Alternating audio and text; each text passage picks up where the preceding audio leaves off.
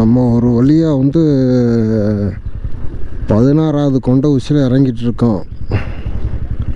சரிங்களா, இந்த செக் போஸ்ட்டில் விடுவாங்களா என்னன்னு தெரியலையே. ஐயோ சாமி, பயங்கரமாக தெரியலைங்க போச்சுங்க. விடுவாங்களா விட மாட்டாங்க. சரிங்க, நம்ம ஊட்டி போட்டோஸ்லேருந்து கிளம்பியாச்சு. அடுத்தது மசனக்குடி போகிறதுக்கு இப்போ மசனக்குடிக்கு இங்கேருந்து ஊட்டிலேருந்து போகிறதுக்கு 25 கிலோமீட்ரு. வண்டி வந்து லோக்கல் வண்டி மட்டும்தான் மேலே ஏற்றுவாங்களாமா, வெளியூர் வண்டியை வந்து மேலே விட்றது இல்லையாமா. இப்போ வந்து என்ன ஆயிடுச்சுன்னா, மசனக்குடி போய் ஆகணும்னா கூடலூர் போய் ஆகணும். கூடலூர் போய் அதுக்கப்புறம் தான் மசனக்குடி வரணும். 80 கிலோமீட்டர் சுற்றுங்க. ஆனால் மசனக்குடி வந்துட்டுங்க, நம்ம வரையில் வேணால் இந்த ரூட்டில் அப்படியே வரலாம். இப்போ போய் எதுக்கு செக் போஸ்ட்டிட்ட கேட்டு பார்ப்போம்.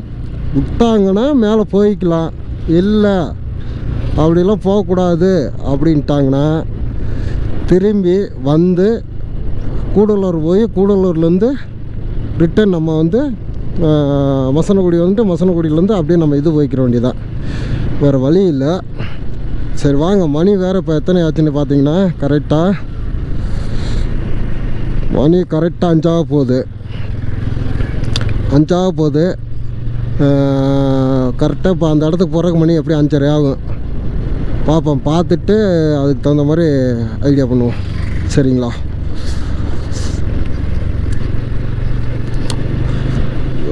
ஏன்னா அந்த ரோடு வந்து ரொம்ப ஆபத்தான ரோடாமாங்க, யாரையும் விட மாட்டாங்களாமா. நம்ம போய் கேட்டு ட்ரை பண்ணி பார்க்கலாம். கிடைச்சதுன்னா நம்ம லக்கு, கிடைக்கல என்றால் ஒன்றும் பண்ண முடியாது. 80 கிலோமீட்டர் சுற்றி தான் போயாகணும், தலையில் தெரிந்தால் போய் தான் ஆகணும். சரிங்களா, சரி அங்கே போய்ட்டு செக் போஸ்ட்கிட்ட போய்ட்டு வீடியோ கண்டினியூ பண்ணுறேங்க. என்னங்க, யார்கிட்ட கேட்டாலும் அந்த ரூட்டுக்குள்ளே போக முடியாது, நீங்கள் கூடலூர் சுற்றி தான் போய் ஆகணும் அப்படிங்கிறாங்க. எதுக்கும் போய் கேட்டு பாருங்கள், ஏதோ டூலருங்கனால விட்றாங்களா என்னமோ தெரியல, போய் பாருங்கள் அப்படிங்கிறாங்க. இப்படின்னு தெரிஞ்சிருந்தால் நம்ம கூடலூர் போய் சுற்றி வர மாதிரி தெரிஞ்சிருந்தால் நம்ம வேறு மாதிரி ஏதாச்சும் பிளான் பண்ணியிருக்கலாம். இது எப்படி இது ஒன்று, இந்த மரம்லாம் பாருங்கள், எத்தனை வருஷத்து மரம்னு பாருங்கள். இது பாருங்க, தெரியுதுங்களா மரம், இந்த மரம்லாம் பாருங்களேன், இதெல்லாம் எத்தனை வருஷத்து மரமாக இருக்கும். இதுக்கெலாம் இந்த மரத்துக்கெலாம் எத்தனை ஆயுசு இருக்குன்னு தெரியலைங்க. இந்த மரம் வாழ்ந்த அளவுக்குலாம் நம்ம வாழ்வோமா என்னங்கிறது தெரியல. இல்லைன்னா ஏதாச்சுன்னா லோடு வண்டி ஏதாச்சுன்னா போச்சுன்னா சொல்லக்கூடிய 68 கிலோமீட்ரு கேட்டு பார்ப்போமா, உள்ள வண்டி போகுமா, செக் போஸ்ட் இருக்குதா.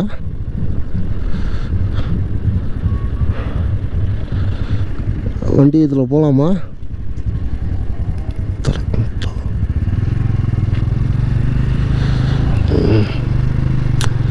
சரி, யாரும் ஒன்றும் கேட்கல இந்த செக் போஸ்ட்டில்.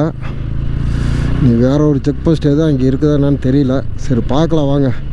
ஒரு கேரளா வண்டி ஒன்று போயிட்டுருக்குது 41ன்னு, அதில் போய் பார்க்கலாம். இல்லைன்னா டக்குன்னு நம்ம வேறு வழி ரூட் எதுவும் பண்ண வேண்டியதான். செக் போஸ்ட் இருக்குதான்னு தெரியலையே. பாருங்க, இது ஏதோ ஒரு ஆறாட்டுக்குங்க, அப்படியே போயிட்டுருக்கு. ஆனால் அங்கே கூடலூர் 44 கிலோமீட்டர்னு போட்டிருக்குது. எனக்கு அது தானே இதாக இருக்குது. ரச்சனை இருந்தாங்கன்னா, தெரிஞ்சவங்க இருந்தாங்கன்னா கேட்கலாமா, ஆள் ரச்சனை என்னென்னு கேட்கலாம். மசனக்குடிக்கு போகிறக்கு எப்படி ரூட்டுன்னு. அண்ணா,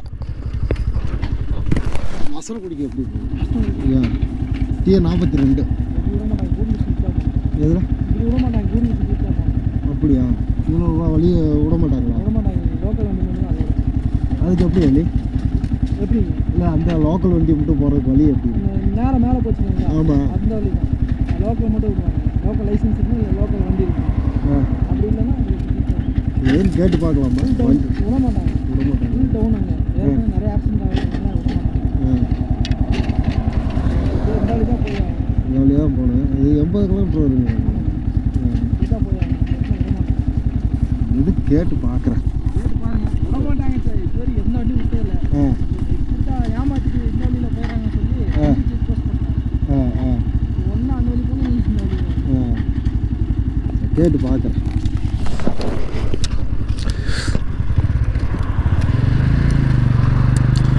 பார்ப்பங்க. அவர் அந்த ரோட்டில் விடமாட்டாங்க. எதுக்கு கேட்டு பார்க்கலாம் அப்படின்ட்டு போகிறேன். விட்டாங்கன்னா அதில் போயிடலாம். இல்லைன்னா நம்ம இதிலே ரிட்டன் வர வேண்டியதான். கேட்டு பார்க்கலாம், என்ன சொல்கிறாங்கன்னு பார்க்கலாம். மசனக்குடி 25 கிலோமீட்டருக்கு 80 கிலோமீட்டர் சுற்ற வைக்குதே.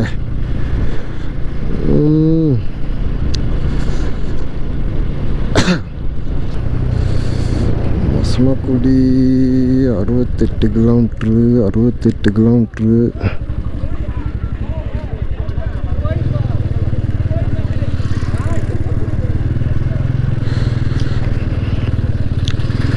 வெளியூர் வண்டியை விட்றாங்களா கேட்டு பார்ப்போமா.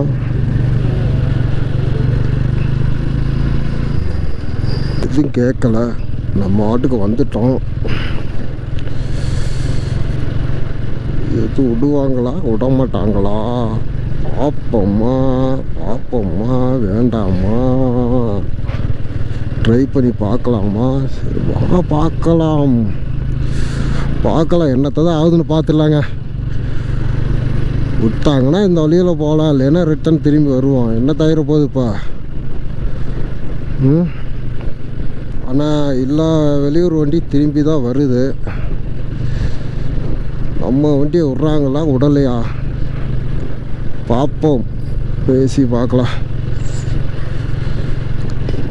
கேரளா வண்டி 25 இறங்கி வருதா, இறங்கி வரலையா. இந்த ரோட்டில் ஏன் தெரியுங்களா வண்டியை வந்து விட்றது இல்லைன்னா, ரொம்ப டீப்பாக கீழே இறங்கி போயிட்டுருக்குதுங்க. சரிங்களா, அதனால தான் வந்து வண்டி வந்து இதில் விட மாட்டேங்கிறாங்க. நம்ம எப்படியோ வந்துட்டுருக்கோம். இன்னும் செக் போஸ்ட் ஒன்றத்தையும் காணா. ஏதாவது செக் போஸ்ட்டை தாண்டி எதுவும் வந்துட்டோமா என்னன்னு தெரியல. செக் போஸ்ட் ஒன்றத்தையும் காணா. நம்ம மாட்டுக்கு வந்துட்டுருக்கான். நீ பாதி வழியில் எதுவும் நிறுத்திடுறாங்களா என்ன ஏதுன்னு தெரியல. ட்ரை பண்ணி பார்க்கலாம் எப்படின்னு. அப்படி எதுவும் நிறுத்திட்டாங்கன்னா வேறு வழி இல்லை. திரும்பி அப்புறம் ரிட்டன் நம்ம வந்து தான் ஆகணும். ஆண்ட விட்ட வழின்ட்டு வந்துட்டுருக்குது. கீழே இறங்கி வந்துட்டுருக்கோம் பாருங்கள். இந்த அளவுக்கு டீப்பாக இறங்குது இல்லைங்க. அதனால தான் வந்து இவங்க வந்து இந்த ரோட்டில் வந்து விட்றது இல்லையாட்டுக்கு வண்டியை. நம்ம வந்துட்டோம். நீ எப்படி என்னன்னு தெரியல.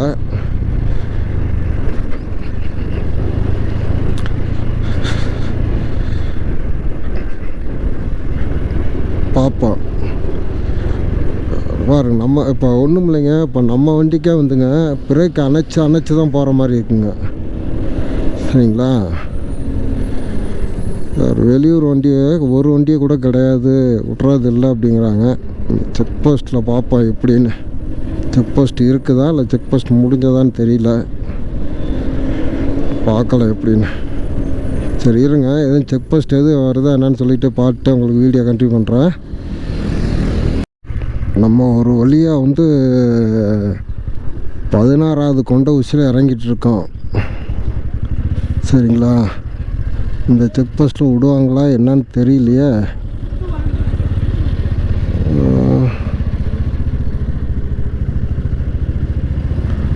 போகலாமா. கொண்ட வச்சு இந்த செக் போஸ்ட்டில் எதுவும் சொல்லலை நம்மளை. ஏதாச்சும் சொல்லியிருந்தாங்கன்னா சிக்கலை மாட்டியிருக்கோம். நம்மளுக்கு எதுவும் கண்டுக்கல. சாமி கூப்பிட்றானுங்களா, கூப்பிடல. 17வது கொண்ட ஊசியை தாண்டியாச்சுங்க. ஐயோ சாமி, வாங்க மாதிரி தெரியலைங்க போச்சுங்க. விடுவாங்களா விட மாட்டாங்களா அப்படின்னே வந்துட்டா. அவர் பார்த்துட்டு என்ன நினச்சாருன்னு தெரியலையே. போ அப்படின்ட்டாரு. சார் வந்தாச்சு, பின்னாடி எதுவும் வந்துடக்கூடாது ஆண்டவா பார்த்து. அதே மாதிரி அவங்க நம்பிக்கையை காப்பாற்றி நம்ம எதுவும் இறங்கிடுவேன். ஸோ பாங்க மாதிரி தெரியலிங்க. ஆனால் இதுங்க, ஆனால் இது எதனால் வந்து அவங்க வந்து இந்த ரோட்டில் வந்து போகக்கூடாதுன்னு கேட்டிங்கன்னா, இப்படி ஸ்டாப்பாக ஃபுல்லாக இறங்குதுங்க. சரிங்களா, ஃபுல்லாக இப்படி இறங்குதுங்க. அதனால வந்து ஸ்டாப் பண்ணுறாங்க. இப்போ ஒன்றும் இல்லைங்க, நம்மளே வந்து எக்ஸலேட்டர் வண்டியை ஸ்டார்ட் பண்ண வேண்டியதில்லை. பாருங்க எப்படி இறங்குதுன்னு பார்த்தீங்களா? இந்த மாதிரி இறங்குறனால புதுசாக வர டிரைவர்கள் இல்லை, புதுசாக வந்தோன்னே இந்த ஏரியாவில் வண்டி ஓடிட்டுருக்க டிரைவர்களுக்கு மட்டும்தான் அது ஒத்து வரும் அப்படின்னு சொல்லிட்டு வண்டியை வந்து இது பண்ணுறாங்க. ஆக்சிடெண்ட், ஊருப்பட்ட ஆக்சிடெண்ட் நடக்குதுன்ட்டு. அது வேணால் உண்மைதாங்க. ஆனால் அவ்வளோ ஆபத்தான ரோடு தாங்க இது. நம்ம எப்படியோ டீப்பான ரோட்லலாம் இறங்கி ஓட்டியிருக்கலாம். ஆனால் இது வந்து இப்படி செங்குத்தாக கீழே இறங்குதுங்க. அதுதான் பெரிய விஷயங்க. ஆனால் திரும்பி மட்டும் போங்கப்பா அப்படின்னு சொல்லியிருந்தாங்கன்னா எனக்கு மனசே விட்டுருப்பேங்க. நீ இன்னும் எதுவும் செக் போஸ்ட் இருக்குமா என்னன்னு தெரியலையே. 20 பெண்டை தாண்டியாச்சு, இன்னும் 16 பெண்டு தான் இருக்குது. இன்னும் 16 பெண்டுக்கெல்லாம் எதுவும் செக் போஸ்ட் இருந்து மறுபடியும் திரும்பி போகணுன்னு சொல்லிட்டாங்கன்னா ஒன்றுமே பண்ண முடியாது. பார்க்கலாம் எப்படின்னு. பார்த்தீங்கன்னா அங்கங்கே போடுங்க எப்படி வச்சுருக்கான்னு கேட்டிங்கன்னா, அந்த கீர் மாற்றுவோம் இல்லையா, அதுக்கு தகுந்த மாதிரி வச்சுருக்காங்க. ஃபஸ்ட்டு கியர்னால் எந்த இடத்துல ஃபஸ்ட்டு கியரில் போகணும், எந்த இடத்துல செகண்ட் கியர் போகணுன்னு சொல்லி வச்சுருக்காங்க.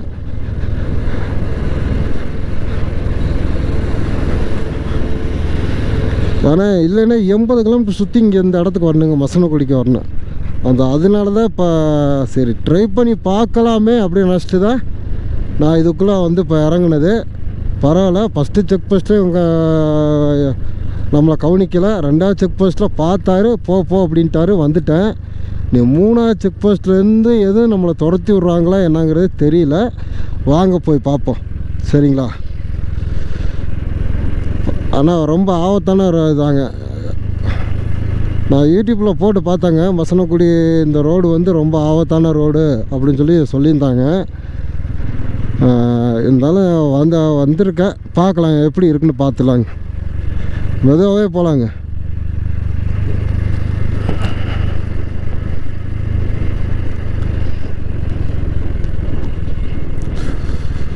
முதல்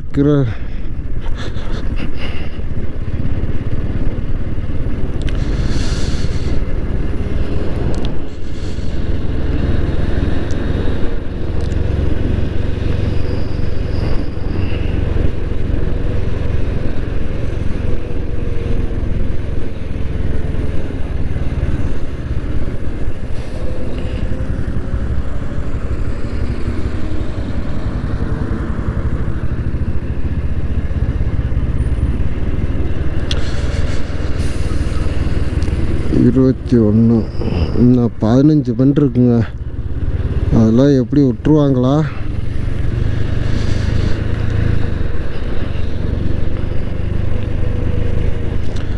ரோடு வந்துங்க அங்கங்கே போடுங்க. எப்படி போடுன்னா பாருங்க, லைட்டாக ஒரு தூளி இல்லை உரசி இருக்கேன் வண்டி.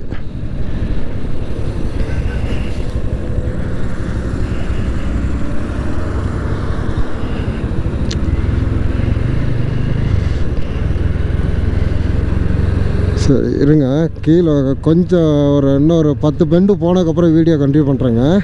22 முடிஞ்சிருக்குது, இன்னும் ஒரு 32 34 வட்டுங்க அப்புறம் கண்டினியூ பண்ணுறேங்க. அவ்வளோதாங்க. ஒரு 50 அடி 100 அடிக்கு ஒரு பெண்டு வருதுங்க. நம்ம கொல்லிமலை வீடியோ பார்த்துருப்பீங்கன்னு நினைக்கிறேன். ஆமாம், அதே மாதிரி பெண்டு தாங்க. கொல்லிமலை எப்படி இறங்குறோம்னா கொஞ்சம் பெண்டு வந்து கொஞ்சம் போய் மறுபடியும் பெண்டு வரும். இது அப்படி இல்லைங்க, சடன் பெண்டு வருதுங்க. அந்த ஒரே காரணத்தினால தான் வந்து வண்டியை வந்து யாரும் விட்றதில்லை இந்த பக்கத்தில். அதாவது வெளியூர் வண்டியை, அந்த லோக்கல் வண்டியை மட்டும் விட்றாங்க. TN 43 மட்டும் விட்றாங்க, நம்மளது 42. அதனால் அவருக்கு வந்து 43 நஷ்டம் விட்டுட்டாருன்னு நினைக்கிறேன், வேறு ஒன்றும் இல்லை. இது கீரை மாற்றிட்டுங்க, வண்டி ஆஃப் பண்ணிவிட்டு ஃபஸ்ட்டு கீர்லேயே போய்க்கலாங்க.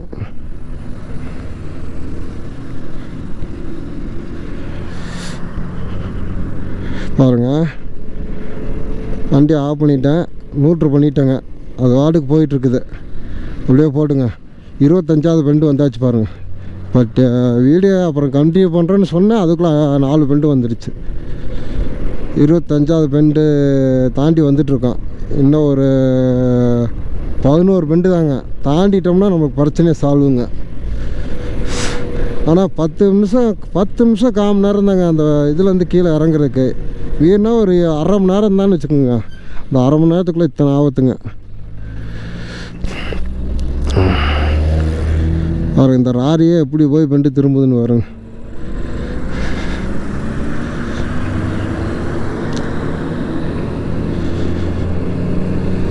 என்ன அதில் போனால் 80 கிலோமீட்டருங்க. இப்போ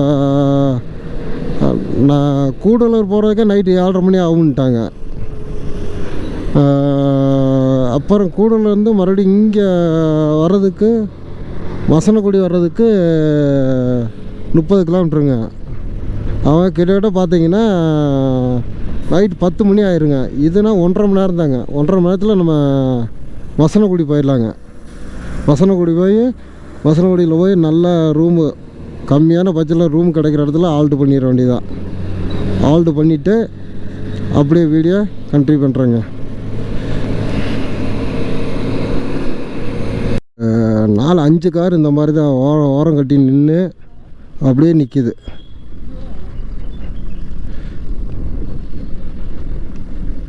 இது எத்தனாவது பெண்டுன்னு தெரியலையே. அப்படியே ரொம்ப இதாகி நிற்கிதுங்க. நம்ம இந்த ராரிக்கு பின்னாடியே போகலாங்க, ஒன்றும் அர்ஜென்ட் இல்லை. சரிங்களா? டீப்பாக இறங்குறதுனால தான் அந்த பிரச்சனையே.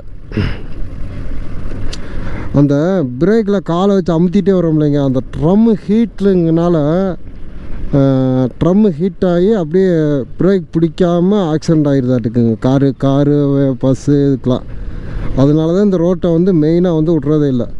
பாருங்கள், நம்ம வண்டி ஆஃப் பண்ணியாச்சுங்க. 20வது பெண்டில் 21வது பெண்டில் ஆஃப் பண்ணோம்.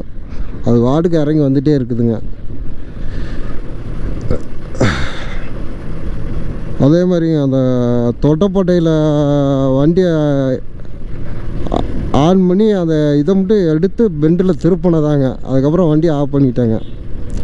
ஆஃப் பண்ணுன்னா எக்ஸிலேட்டரே கொடுக்கலிங்க. அது வாட்டுக்கு அப்படியே விட்டாங்க. அது வாட்டுக்கு வந்துகிட்டே இருக்குதுங்க. கீழே பார்த்திங்கன்னா இப்போ பிரேக்கை வந்து நல்லா ஒரு இதுலேயே அமுத்தி பிடிச்சி தான் நம்ம கீழே இறங்கிட்டுருக்கோம். அந்த ஹீட்டுனால தான் வந்து வண்டி வந்து பிரேக் பிடிக்காமல் போய் இதாகுது, ஆக்சிடெண்ட் ஆகுதுன்னு சொல்லிவிட்டு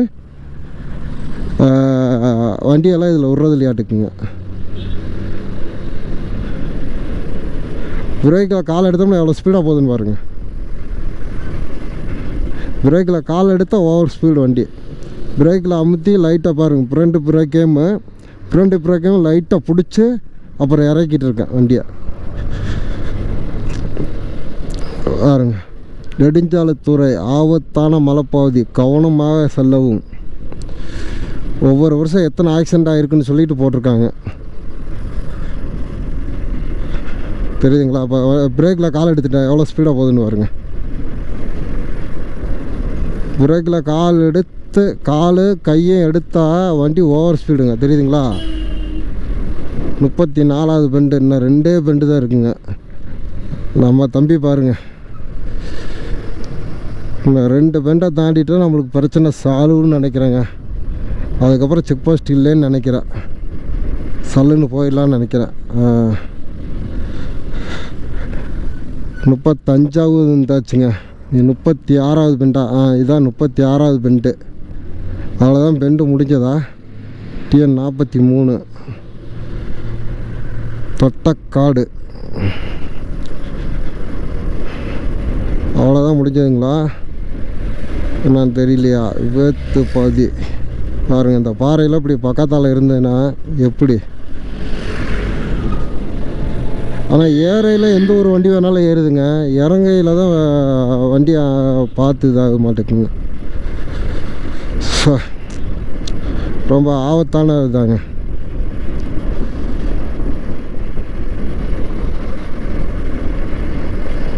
கீழே வந்து செக் போஸ்ட் இருந்து மறுபடியும் திரும்பி போய் அப்படியே வந்துடுறப்பா அப்படின்ற போகிறாங்க. அது மெயினாக அதை பார்க்கணும். ரேடியேட்டரில் தண்ணி இருக்குதா என்ன? காரில் காரில் வரையில் ரேடியேட்டரில் தண்ணி எல்லாமே இருக்குதா என்னன்னு பார்த்து தான் கில்ஸ் ஏறணுங்க. இல்லைன்னா அப்படியே கில்ஸ் ஏறினோம்னா நம்ம சீக்கிரம் இழிஞ்சிடணுங்க. இடையில தண்ணி வச்சுருப்போம்னு வச்சுக்கோங்க, குடிக்கிறக்கெல்லாம் கேனில் வச்சுருப்போம், எடுத்து ஊற்றிக்கலாம். ஆனால் அது வர எப்படி ஆபத்து பகுதி எப்படி போட்டிருக்காங்கன்னு பார்த்தீங்களா? இந்த இடமு தான் வந்து அந்த பிரேக்கில் வந்து பிடிக்காம போகிற வண்டி பாருங்க, வாட்டுக்கு போயிட்டே இருப்பாருங்க. பாருங்க சென்னை வண்டி ஒன்று கார் ஒன்று போயிட்டுருக்குதுங்க. நம்ம தான் தப்பிச்சோம்னு பார்த்தா அந்த கார் இல்லை லோக்கல் பையன் எடுத்து ஓட்டிகிட்ருக்க மாதிரி தெரியுது. ஆமாம், ஒரு பையன் மட்டும் தான் போயிட்டுருக்கான்.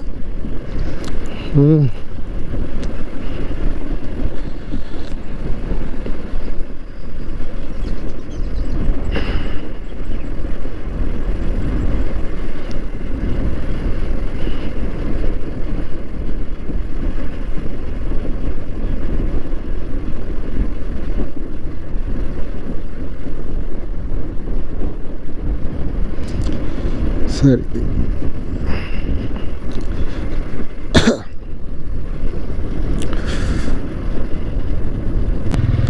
நம்மளுக்கு இந்த ரோடு கிடச்சி ரொம்ப அதிர்ஷ்டமுங்க. சரிங்களா, சரியான அதிர்ஷ்டம். இந்த ரோடு வந்து நம்மளுக்கு எந்த ஆண்டவங்கள்ட்ட புண்ணியம் தெரியல. சரிங்களா, கரெக்டாக வந்து நம்ம உள்ளே இறங்கியாச்சு.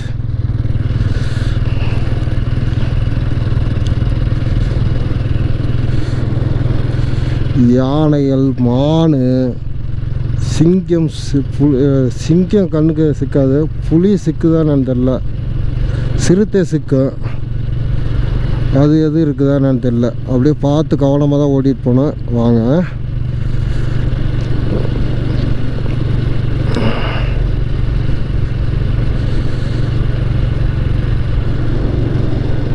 ஒத்த யானை நிற்குதுங்க, அதுதான் பெரும் பிரச்சனை.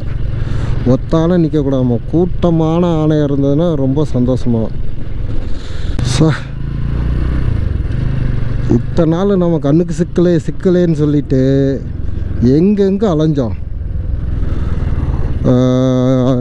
மூணாறு போனோம், அங்கே கிடைக்கல. இது போனோம், அதரப்பள்ளி ஃபால்ஸ் வழியாக போனோம், அங்கேயும் ஒன்றும் கண்ணுக்கு திட்டு பண்ணல, வெறும் சாணி விட்டே கிடச்சிது.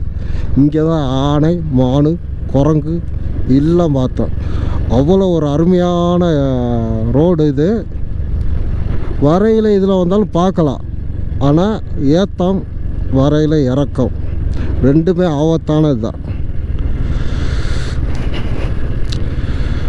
மான் கூட்டங்கள் எப்படி இருக்குன்னு பாருங்க. சூரியனை இன்னைக்கு இன்னொரு 5 கிலோமீட்டர் 6 கிலோமீட்டர் இருக்குனாங்க. இதுக்கு அங்கே போய் ஏதோ ரூமை பார்த்துங்க, நல்லா டவர் கிடைக்கிற மாதிரி, வைஃபை கனெக்ஷன் இருக்க மாதிரி, கம்மியான பட்ஜெட்டில் ஏதாச்சும் ரூம் கிடைச்சானா ரூம் எடுத்து தங்கிடலாங்க. சரிங்களா, அப்புறம் காலையில் இந்த வீடியோட பாதியை வந்து நாளைக்கு எது பார்க்குறோன்னா அதில் வந்து அந்த வீடியோ அப்படியே கண்டினியூ ஆகுங்க. சரிங்களா.